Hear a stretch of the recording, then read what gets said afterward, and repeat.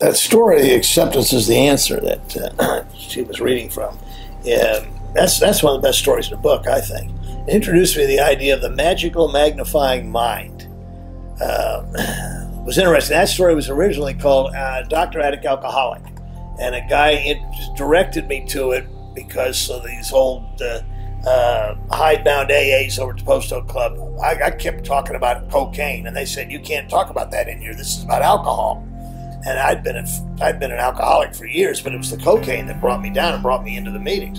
And so, you know, instead of welcoming me, they're telling me what I can and can't talk about. And then this wise, gentle man came up to me after the meeting, and he said, you know, there's a story in the book called Dr. Attic Alcoholic about an alcoholic who was also a drug addict. And you might want to read that, and perhaps, you know, he found solution here too. Maybe you could stick around. It was a welcoming thing. He was inviting me in. So I read the story from that perspective.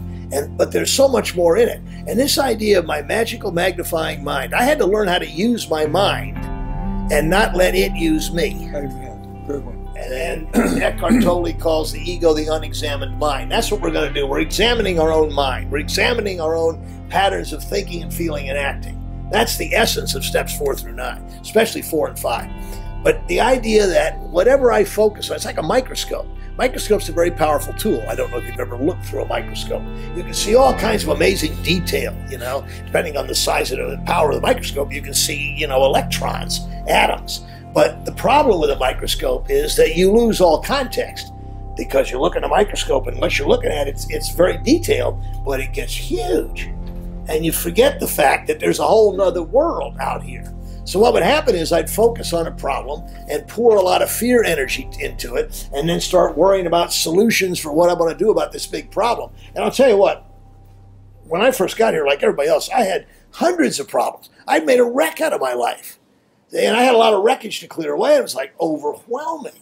And so I would focus on it. What am I going to do? I need a job. My life is falling apart. I'm bankrupt. The IRS is after me, whatever, right? And they said, the magical magnifying mind, if you refocus it, then that stuff will get smaller. Focus on the solution, the problem gets smaller. The solution gets bigger. See, when I'm all caught up in that negative, fear-driven, microscopic look at, you know, at how screwed up everything is, there's no room in there for me to think about God or a higher power or calling my sponsor or going to a meeting or doing anything other than just sitting around in paralyzed fear, which is what depression actually is, looking at the problem like a deer in the headlights, and my mind's playing tricks on me. Yeah, and so I had to learn how to use my own mind. I had to learn how to direct my mind. And he talks about that in this story, about how he began to look for the solution and not the problem, how his meetings would change if he stopped taking everybody else's inventory in the meeting and, you know, commenting in his head about what was wrong and whatever it was, the smoke, and my God, what is that guy talking about? And oh, Jesus, there's that girl again. Who told her that she should wear that?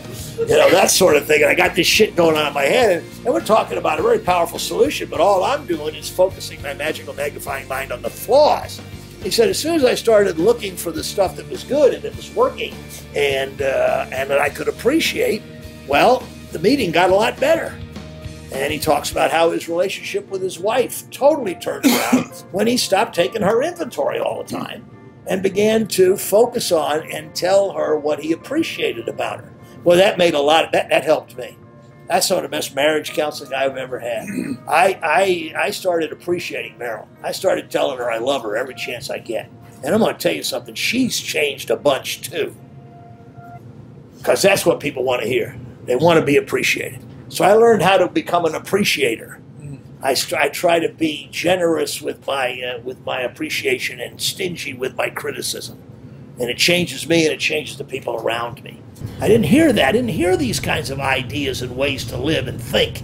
When I got into Alcoholics Anonymous and got really into it, I began to hear what we're saying. We're trying to unleash the capacity for love in our own hearts and let it out into the world. And it's transformative. It'll transform you, and it'll transform everybody that you think you have a busted relationship with. It'll heal it. Anyway, I'm on a